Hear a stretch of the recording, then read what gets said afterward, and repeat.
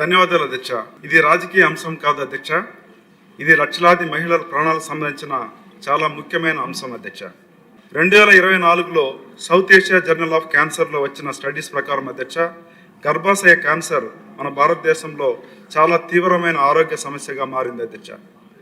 అలాగే 2025లో journal of cancer policy report ప్రకారం మన దేశంలో మహిళలకు వచ్చే క్యాన్సర్లో ఇది 2వ అతిపెద్ద ప్రమాదకరమైన క్యాన్సర్ అధ్యక్ష. రీసెంట్ స్టాటిస్టిక్స్ ప్రకారం చాలా బాధాకరంగా ఉంది. మన దేశంలో ప్రతి సంవత్సరం సుమారుగా 1,25,000 మందికి ఈ కొత్త కేసులు హెచ్పివి కేసులు వస్తున్నాయి అధ్యక్ష. అదే సమయంలో సుమారుగా 35,691 మంది మహిళలు ప్రతి సంవత్సరం ప్రాణాలను కోల్పోతున్నారు అధ్యక్ష. అంటే ప్రతి నిమిషానికి 15 మంది మహిళలు ఈ క్యాన్సర్ ద్వారా చచ్చిపోతున్నారు అధ్యక్ష. ఇది నిజంగా చాలా ఆందోళన కలిగించే విషయం అధ్యక్ష. ఈ వ్యాధికి ప్రధాన కారణం హెచ్పివి వైరస్ అంటాం అధ్యక్ష. మన దేశంలో సుమారుగా 5 నుంచి 6.6% మహిళల్లో ఈ వైరస్ ఉందని అంచనా అధ్యక్ష. మన ఆంధ్రప్రదేశ్ పరిస్థితి కూడా అంత మంచిగా లేదు అధ్యక్ష. మన రాష్ట్రంలో ప్రతి సంవత్సరం 2,426 మంది మహిళలు మరణిస్తున్నారు అధ్యక్ష. అంటే ప్రతి 3 గంటల నుంచి 4 గంటలకు ఒకరు చచ్చిపోతున్నారు అధ్యక్ష. గత 5 సంవత్సరాలుగా చూసామంటే 12,130 మంది మహిళలు ఆంధ్రప్రదేశ్లో చనిపోయారు అధ్యక్ష.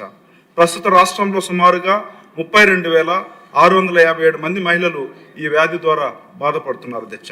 ముఖ్యంగా ఈ వ్యాధి 30 నుంచి 60 సంవత్సరాల మహిళల్లో ఎక్కువగా ప్రభావితం చేస్తుంది అధ్యక్ష.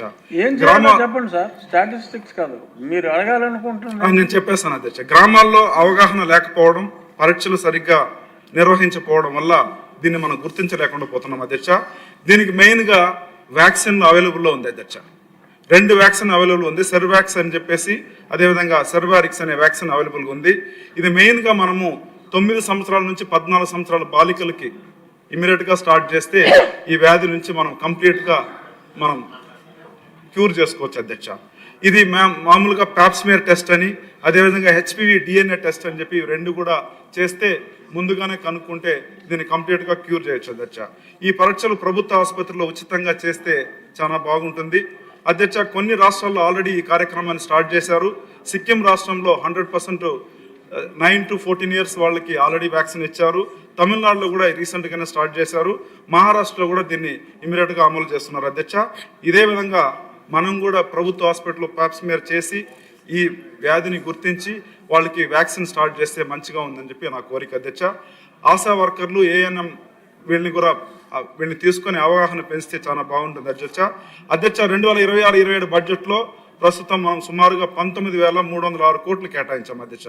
అందులో ప్రభుత్వ ఆసుపత్రులు ఉచిత మందు కోసం 600 కోట్లు మనం ఆల్రెడీ దీన్ని కేటాయించాం అధ్యక్ష. సో హెచ్పి వ్యాక్సిన్ ఉచితంగా ఇస్తే, ఈ బడ్జెట్ని ఉపయోగించి ఉచితంగా ఇస్తే మంచిగా ఉంటుందని నా ఉద్దేశం అధ్యక్ష. మంచి సూచన. దీంతో వేలాది మహిళల ప్రాణాలు కాపాడడం అవకాశం ఉందని నేను తెలియజేస్తున్నా అధ్యక్ష.